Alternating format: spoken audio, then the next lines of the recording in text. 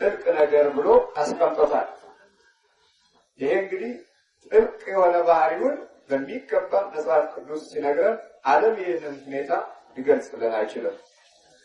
ዓለም እንግዲህ ዓለም የሚባለው ተፈጥሯዊው የላኛው አካሉ ምድር እና ሰማይ ከጠፈር ጋር ተስማምተው ብርሃንና ጨለማን ጨምሮ ዓለም ይባላል። ሁለተኛው ዓለም ደግሞ ሰው በዓለም ላይ እየተመራመረ በፍልስፍና፣ በአስተሳሰብ፣ በሞራል፣ በስራ እድገት እና በእውቀት፣ በጥበብ ሁኔታዎች ሁሉ እየጨመሩ በሄደ ቁጥር ጥበብ እየበዛ በሄደ ቁጥር ይሄም ዓለም ይባላል። አመጻም፣ ክፋትም፣ ተንኮልም ዓለም ይባላል።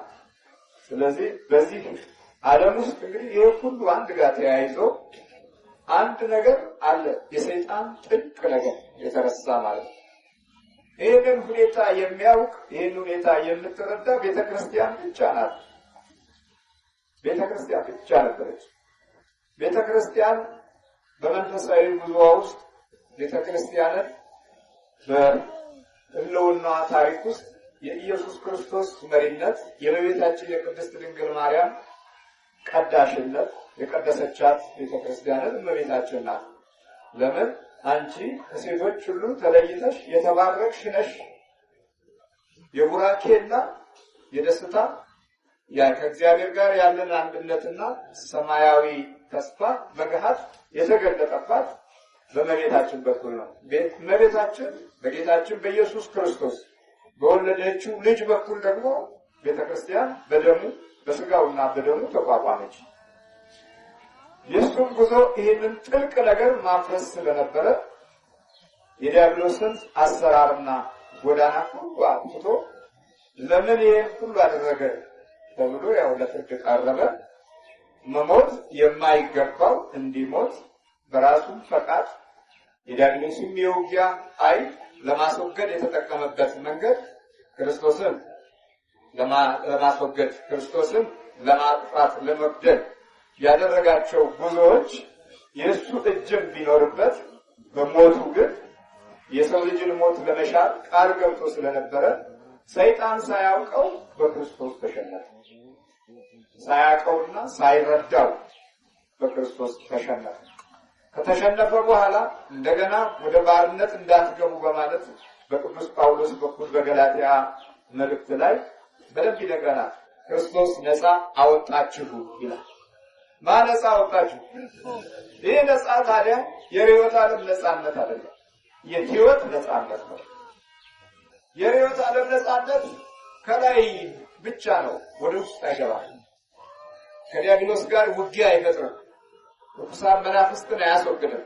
ለዘላለም የሚገዛን የጥፋትን ኃይል አያርቅም። ይሄኛው ክርስቶስ ነፃ ያወጣን ከዲያብሎስ የባርነት አገዛዝ ነው። አልገባንም። ብዙ ስፍራው ላይ ስላልገባን ተመልሰን እንደገና ወደ ዲያብሎስ ባርነት ስንመጣ ኃይላችን፣ ሞገሳችን፣ ተስፋችን እና ራእያችን ዓለም ላይ ብቻ ቆመ። እግዚአብሔር ላይ መሆን አቃተው። ሰማይ አምላክ ላይ መሆን አቃተው። በጥበብ የተሞላው የእግዚአብሔር አምላክ ኃይልና የስነ ፍጥረቱ ጥበቦቹ ሁሉ ለልቦናችን እምቢ ያሉንና በማቴሪያል ህይወት ውስጥ ገባ። ስለዚህ የሰይጣንን ጥልቅ ነገር በሚገባ ለመረዳት ጊዜ አላገኘንም ማለት ነው። ትምህርት ቤቱ ጊዜ አላገኘም፣ ሙያችን ጊዜ አላገኘም፣ እውቀታችን ጊዜ አላገኘም፣ አስተማሪዎቻችን ይህንን ለመረዳት ጊዜ አላገኙም፣ እቅዶቻችን ውስጥም ጊዜ የለም። የሰይጣንን ጥልቅ ነገር ለመረዳት አቅሙን ጉልበቱን ካጣን ጊዜ ጀምሮ አሁን መናፍስቱ ከናካቴው ቤተሰቤ ነው ዘሬ ነው ብሎ ውሳኔ ወስኖ ሲናገር እንሰማለን። ከዘር ማንዘር የመጣሁ ነኝ። ታዲያ የመጣሁ ነኝ ብሎ የሚናገርበት ሰው የሰይጣንን ጥልቅ ነገር ለመረዳት ጉልበትን፣ እውቀትን፣ ኃይልን ከማጣት ጋር ተያይዞ በክፉ መንፈስ ፍርድ ውስጥ ወደቀ ማለት ነው። ወደሚፈልገው አቅጣጫ የመምራት ችሎታ አለው። አንደኛ እስቲ የመምራት ባህሪውን እንመልከት። የመምራት ባህሪው ስለ ልቦና ውስጥ ሆኖ ጤናን ከመርካቱ በፊት ወደሚፈልገው መንገድ የመምራት ችሎታ አለው። የመቀስቀስ እቅድ ማውጣት፣ በዛ እቅድ ውስጥ ብዙ ጉዳቶች እስኪመጡ ድረስ እንኳን ሰውነታችንን በድን አድርጎ መጨረሻው ላይ እየባነንን ህሊናችን የሚቃወስበት ነገሮች ብዙ ናቸው። መጨረሻ ላይ ነው የምንባንነው። ስናቅደው ግን የሚመች አስመስሎ የተሻለ አስመስሎ ቆንጆ አድርጎ የምናተርፍበት አድርጎ የምንከስርበት ሳይሆን የምንለማበት አድርጎ ያሳያል። በዚህ ጊዜ በዛ እቅድ ውስጥ እንገፋበታለን። ገብተን ከሄድን በኋላ በብዙ ኪሳራ ውስጥ ያቆምነውና የተከልነው ትርፋማ የሆነ ባህሪውን ስንፈልግ እናጠዋለን። በዚህ ጊዜ ምን እንላለን? የዚህ ጊዜ የሚከተሉት ባህሪያቶችን ደግሞ ይጠቀምብናል። አንደኛ ስንጨነቅ ጭንቀት ይጨምራል። ከሰርክ እኮ ይላል። በሌላ በኩል በመጽሐፍ ቅዱስ ውስጥ ከሳሽ በመባል ይታወቃል። ከሳሻችሁ ወደ ምድር ወድቋል። የአባቶቻችን የቅዱሳኑ ከሳሹ በምድር ላይ ተጥሏል፣ ለምድርና ለባህር ወዮላቸው። ይህንን ዘንግተነዋል። በሌላ በኩል አቅዷል። እንደገና ደግሞ ከኪሳራ በኋላ እንደገና መልሶ የሚከስህ እሱ ነው። በዚህ ጊዜ የሰውነት አቅምህ በመበሳጨት፣ በመነታረክ፣ በመቆጣት፣ በመናደድ፣ ክፉ በመናገር የሚገመት ይሆናል ማለት ነው። በዚህ ጊዜ የአእምሮ ጭንቀት እና የስነ ልቦና አለመረጋጋት፣ ውሳኔ ማጣት፣ የሞት ሽታን እስኪሸተው ድረስ የመወሰን ችሎታ እንዲኖረው የማድረግ ባህሪ አለ። መጀመሪያ በእቅድ ውስጥ ያለውን ፈተና ያዘጋጀው እሱ፣ ኪሳራውን እንደገና መልሶ የሚያመጣው እሱ፣ እንደገና ከሌላ አቅጣጫ ደግሞ ጠላትን የማገናኘት ችሎታ አለ። የሚያጠፉን ሰዎች ተጨማሪ ኃይል ከጎን በኩል የማቋቋም ባህሪ አለ። ምቀኛውን፣ ሸረኛውን፣ ተንኮለኛውን ወደ አንተ እንደመተላለፊያ መንገድ የመጠቀም ችሎታ አለ። ቅናት ተነሳሳባቸውን አቅማቸው በፈቀደ መጠን ገንዘባቸውን አውጥተው አእምሯቸውን ከፍለው ህሊናቸውን ለመናፍስት ሰጥተው አጥፋለን የሚሉ ሰዎች ከቅርቡ ያቋቁማል። ከዚህ በኋላ ደግሞ ተጨማሪ ኃይል ይመጣል ማለት ነው። በዚህ በአገራችን ውስጥ 85% የመተት ጉዳት የተጠቃን መሆናችን ምንም ማረጋገጫ ያስፈልገው። ስለዚህ የመተት ዓለም ደግሞ አንዱ ሌላ የክፉ መንፈስ ረዳት ይሆናል ማለት ነው። አንድ ሰው ላይ 4 5 7 8 9 10 ሰው ከመተተበት የአስሩንም ሰዎች ባህሪ ይዞ የመግባት ችሎታ አለ። የመታችሁ ያስመታችሁ የተመታችሁ ባህሪ አለ። አንድ ሰው ባህሪው በየሰከንዱ የመለዋወጥ ዕጣ ይገጥመዋል። ለዚህ ነው በራዕየ ዮሐንስ ምዕራፍ 2 ላይ ቁጥር 24 ላይ የሰይጣንን ጥልቅ ነገር ያለው የሰይጣንን ጥልቅ ነገር የሚለውን ነገር ደግሞ አስታውሱ።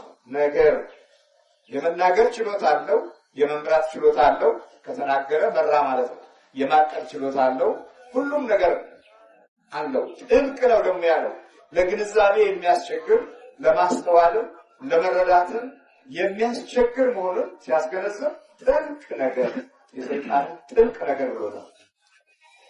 በደንብ አላስተዋልነው ይሆናል እንጂ ይሄ ቃል በዚህ ስፍራ ላይ ጥልቅ ባህሪውን ይገልጽልናል ማለት ነው። ነገር ብቻ አይደለም፣ ጥልቅ የሆነ ባህሪውንም ጉዳት በማድረስ ጥበቡ ውስጥ ከፍተኛ የሆነ ጥንካሬ እንዳለው ያሳያል።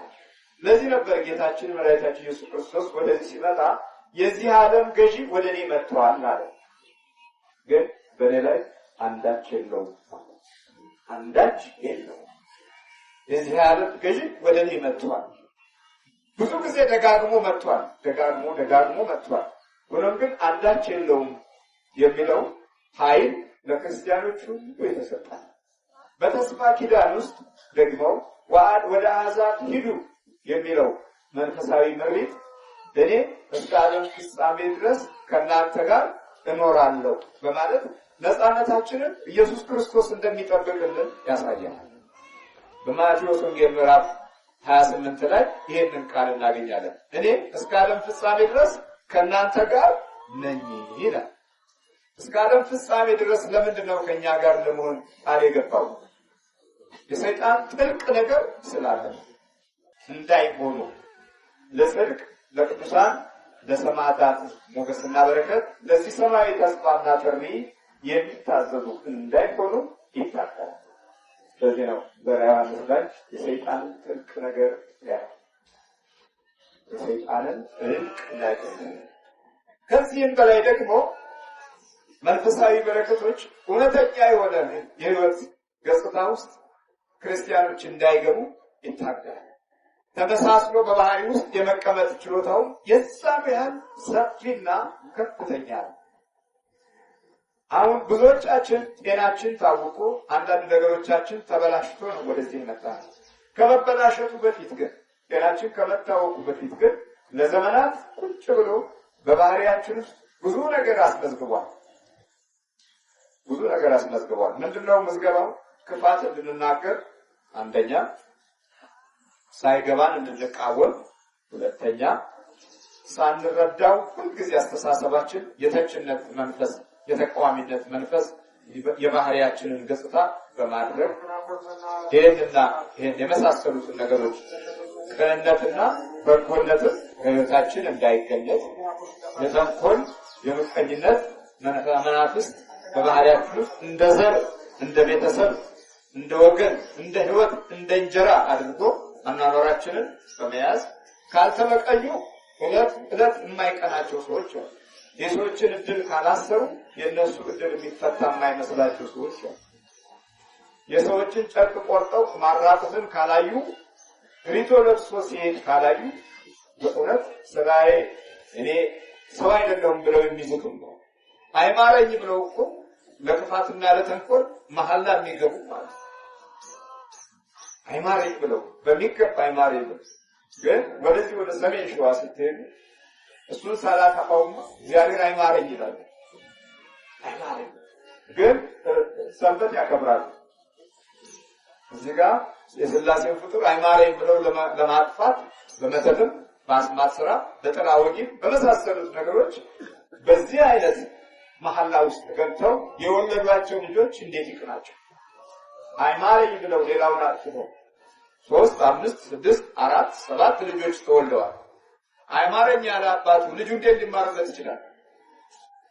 የሰይጣን ጥልቅ ነገር ያለው አንደኛው ጎዳና ማስመዝገብ ማለት ነው። ያስመዘግባል።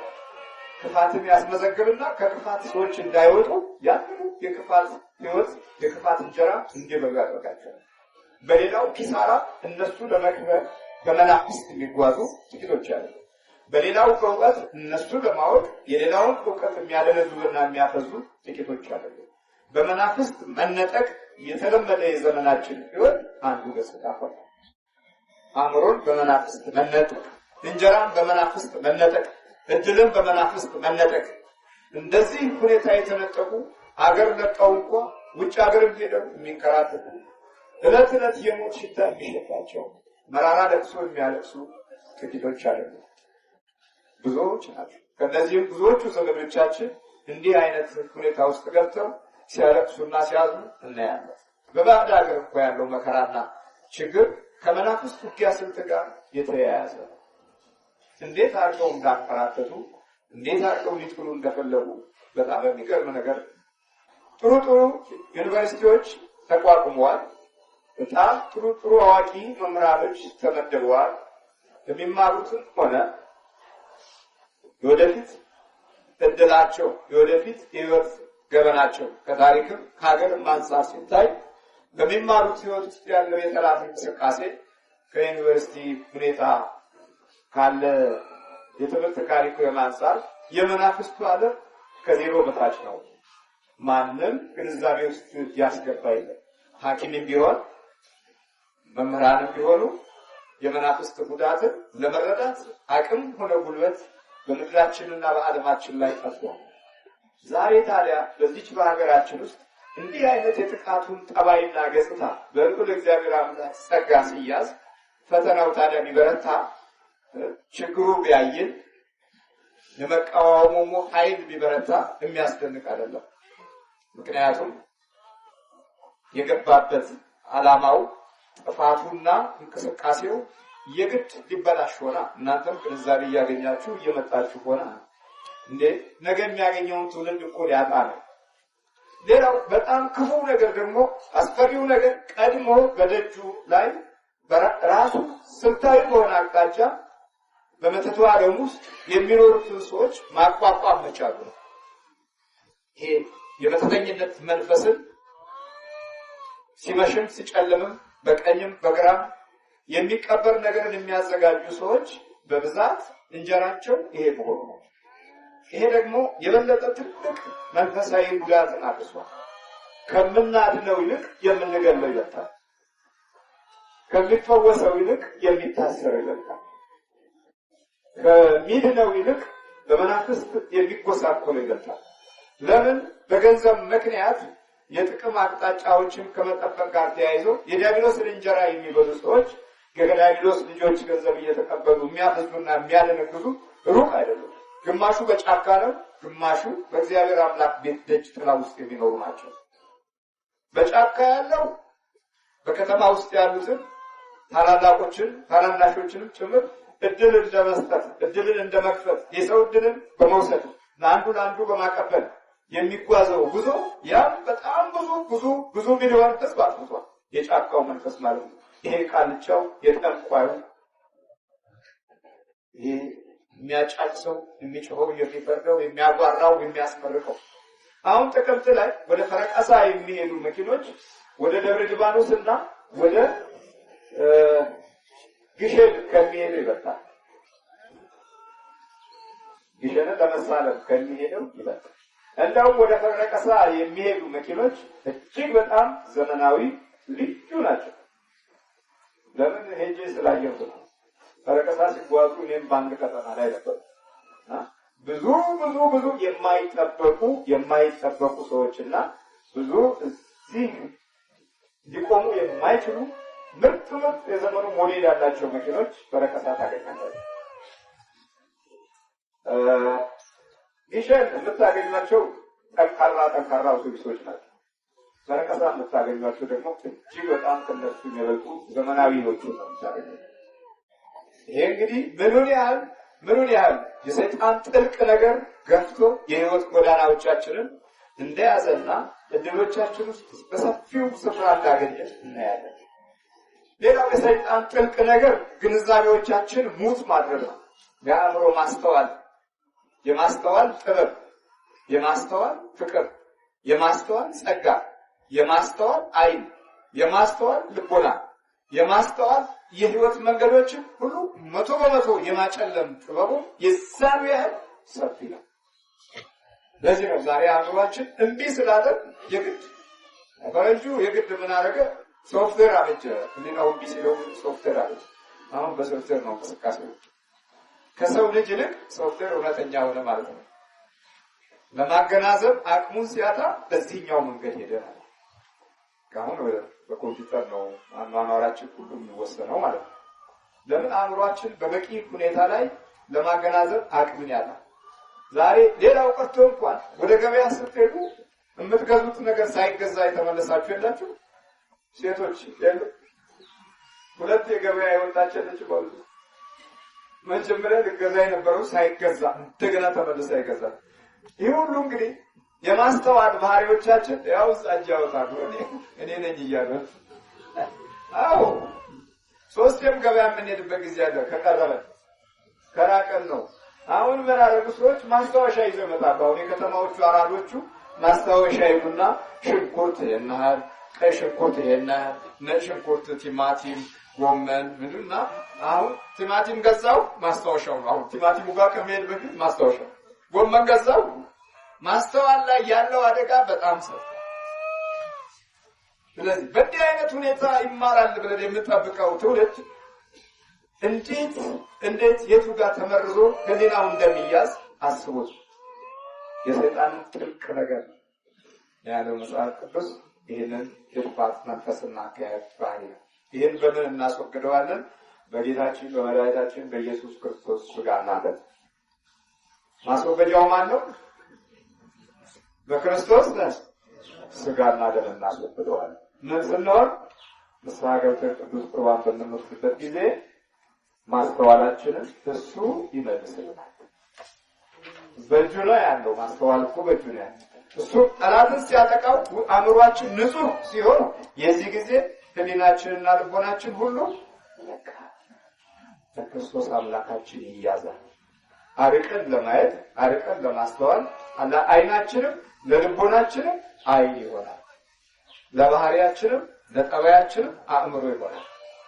የቀደሙት አባቶቻችን እስኪሞቱ ድረስ አእምሯቸው ሳይፈዝና ሳይደነግዝ ያለፉት እኮ በእሱ እየተጠበቁ በሰማይ አምላክ እየተጠበቁ ነው። በስጋውና ወደሙ እየተጠበቁ ነው። ዛሬ መጃጀት የ15 ዓመት ልጅ ቤት ውስጥ ገብቷል። መጃጀት መርሳት ማለት ነው። መርሳት ከፍተኛውን ህዝብ ይዟል። በፊት ውጭው ዓለም ነበር። አሁን አገራችን ውስጥ መርሳት ራሱ አንዱ ክፍል ሆኗል። መርሳት የድሮውን ስትተው ያሁኑን ተጨብጣለሁ ስትል ሁለቱም ጠፋ እኮ። የድሮው ጠፋ፣ ያሁኑ ጠፋ። መርሳት የሰይጣን ጥልቅ ነገር ብሎ ያረጋገጠው ለዚህ ነው። ወደ ይነፋኛል እንላለን። እሱ ገብቶ ራሱ ይበላና መልሶ ይነፋል። የሰይጣን ጥልቅ ነገር ራሴን ያመኛል እንላለን። ሐኪም ቤት እንሄዳለን።